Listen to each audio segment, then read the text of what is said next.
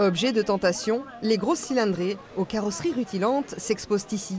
Des engins qui, dès 2024, seront soumis à un contrôle technique obligatoire, ce qui laisse perplexes les visiteurs de ce salon. Je ne suis pas convaincu du bienfait. J'ai l'impression qu'en deux roues, que ce soit moi ou les gens que je côtoie dans ce milieu, on fait quand même très attention à nos motos. On est les premiers concernés parce qu'on est dessus, donc on n'a pas envie d'avoir de problèmes mécaniques. Je fais attention aux éléments de sécurité, les freins, les pneus, les suspensions, c'est primordial quand on veut rouler. Une mesure sécuritaire à laquelle tout motard devra se soumettre.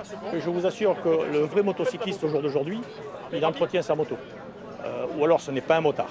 Mais je suis quand même pour ce fameux contrôle technique, puisque la loi et l'Europe le veut. Donc on va baisser les chines, on viendra à ça. Cette révision serait envisagée pour les plus de 125 cm3, ce qui interpelle certains professionnels. Alors moi je suis pour et contre, ça éliminera les mauvaises motos sur la route. Aujourd'hui il y a beaucoup de dangers qui roulent, surtout les 50 cm3. Mais justement, le contre, je trouve, c'est de ne pas inclure ces 50 cm3. Aujourd'hui c'est les motos les plus trafiquées, c'est les motos qui passent le plus à l'atelier parce qu'il n'y a que des soucis. Et elles ne seront pas concernées par le contrôle technique, c'est un hic. Le principal opposant au contrôle technique des deux roues demeure la Fédération des motards en colère qui milite contre depuis une dizaine d'années déjà, dénonçant une prise de position politique arbitraire et inutile.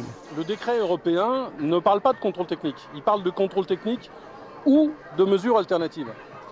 Sachant qu'en une dizaine d'années, la circulation en deux roues a augmenté d'environ 30%, la mortalité sur les routes des deux roues a baissé d'environ 20%. Donc les mesures alternatives qui ont été prises ces 10 dernières années sont amplement suffisantes pour remplir les désirs du décret européen. Une application toutefois prévue dès le début de l'année prochaine.